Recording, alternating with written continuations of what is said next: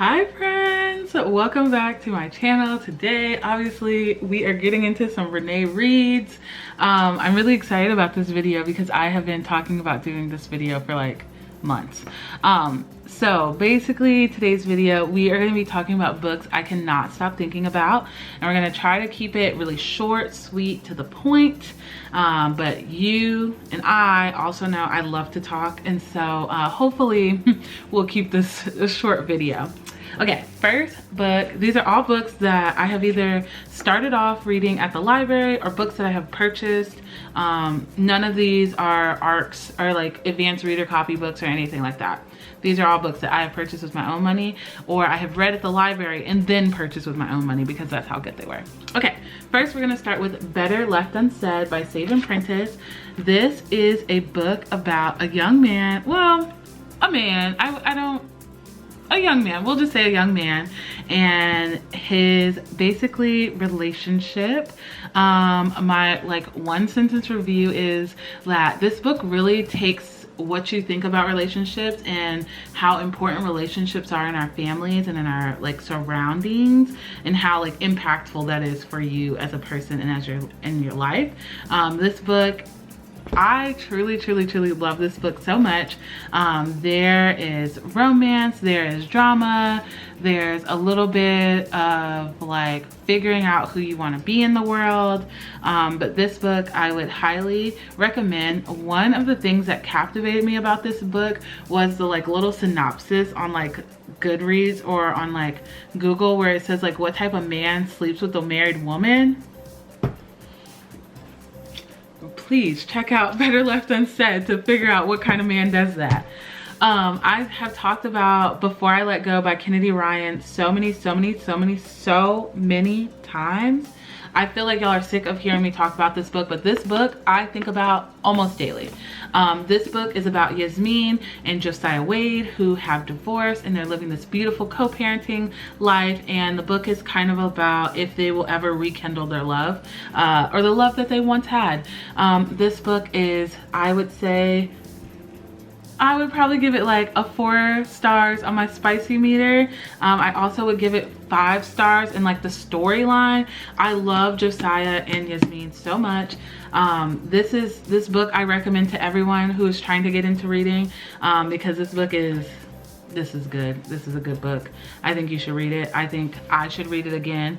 And yeah, so this book has dual POVs with both Josiah and Yasmin, which chef's kiss. Everyone loves that. Kennedy is my girl. She be putting her foot in books, and that is one of them. The 7 Husbands of Evelyn Hugo by Taylor Jenkins Reid. This book actually was one of the first books that got me started back into reading. I saw a page of the book on TikTok and I immediately bought it, got it in like the next day or so, and read it in like one day. I stayed up late and was almost late to an exam because I stayed up late to read this book. This book is about Evelyn Hugo, and she lives this fabulous social life. This book is about her life and about, you know, the intricacies of that. She is interviewed by this reporter, but she only will tell her reporter this story. She will not go to anybody else about the story of her life. She did have 7 husbands. Spoiler alert, it is in the title, so like. But this book really got me back into reading, and I'm so grateful for this book. This book has drama, it has sex, it has love, it is, yes, all the things. I would highly recommend it. This book, Perfect Peace by Daniel Black, I have a signed copy of this book because I got to meet Daniel Black. I can't remember, what year does this say? 2014. This book, when I tell you this book like really changed my worldview on what I think about people. So this book is about the Peace family. The 7th child of this family is named Perfect, and basically what happens is this mother raises her little girl. She's the only girl in the family, and then one day just like was like, actually you're not a girl, you are actually a boy. I made you a girl, but like you were supposed to be a little boy, and so now you have to live your life as a little boy. And it is such a reckoning of like Black families, Black rural families, what it means to be a man, what it means to be a woman, what it means to be a little girl and a little boy. Like, this book really changed my life. And I think this book really influenced how I go about the world and like how I see people and how I see like, anyways, before we get yapping about this, Perfect Peace is one of my favorite books of all time. It's not romance, but there's love and passion and family and all of those things in this book. So I would check it out. It's Daniel Black. He's a very, very prolific writer. I love all of the books that I've read by him. Okay, these next two books are written by the same author, which I didn't realize until like maybe a couple weeks ago. I had no idea. So the first book is Leaving Atlanta. This book, so as you all know, I work with children. This book wrecked me for weeks after reading this. This book is about the Atlanta missing children. They're like, I can't remember the years, like maybe in the 60s or the 70s, there was a serial person abducting Black kids in Atlanta. It's very scary, very profound time. Maybe it was the 70s, I can't remember, but this book follows 3 kids during that time. And that's all I really can say about this book, but I did get, this book is also signed. I met her at Hampton. This was like our book that we had to read for English class or something. But this book wrecked me. I cried about this book for years. I still, like, even now, just like thinking about reading it, I just can't, because it was so good, but like it's so emotionally heart-wrenching. But it's something that I think about often, and I especially think about it because I work with kids every day. This book, An American Marriage. Now, I think her name is Taori. I'm not sure if that's exactly how you pronounce her name, but Taori can write, okay? She's written lots of my favorite books, but this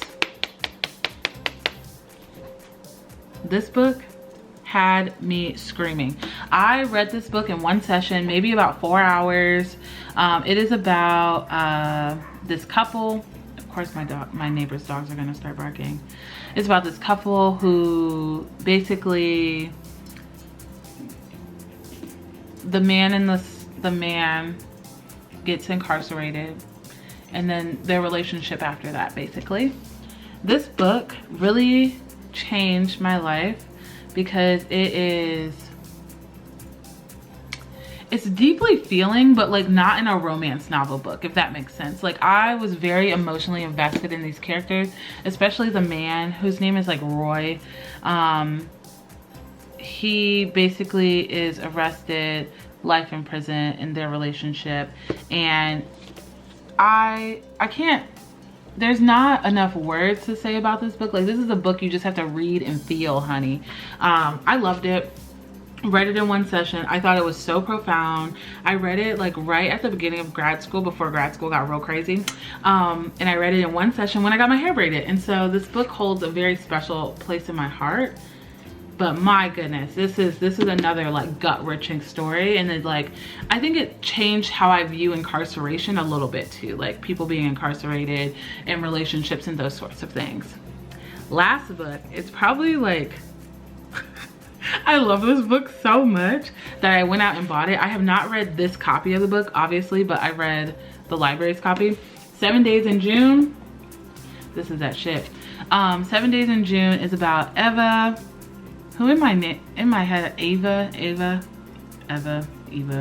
Probably Eva. She is an author, and the male main character name is Shane.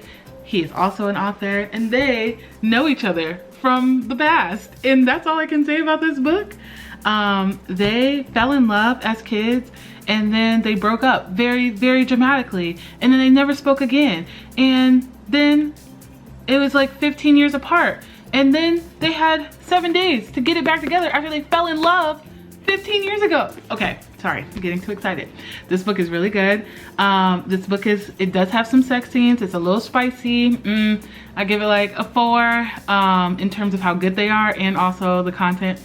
I would recommend this book to anyone who's trying to like become a romance reader. This book was good. It has drama, it has love, it has great sex, it has characters who are not perfect, it has banter and wittiness and great found family. I love it. Tia Williams, great job, sis. You wrote this. She recently came out with a new book.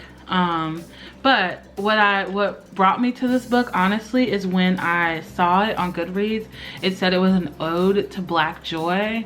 Now, yes, there is a lot of Black joy in this, but there is a little bit of Black trauma in this. So, just a little hint. And none of it's like on screen, like in the book, like on page, but there is like some hints of some trauma. But there is overwhelming amounts of Black joy in this book, and so you should totally check it out. 7 Days in June. I'm still thinking about this book. I can't wait to read it again. And those are the books I have that I wanted to share with you all that are like, I would say like my top books of right now. Obviously that will change because I read a lot, but these are the top books of right now. And they have been really, really good and really, really sweet. And well, not all of them sweet, but really good books I still think about today. So if there are books that you still think about, leave those below in the comments. You can always tell me and recommend books. My TBR list is probably like, could wrap around the world 4 times, but I'll add it. I'll get to it eventually, maybe, hopefully. All right, thanks so much for checking out Renae Reads. I will see you all in the next one. Peace out. I love you all so much. Hugs and kisses. Make good choices. Move your body. Drink water. And I will see you guys next time. Bye.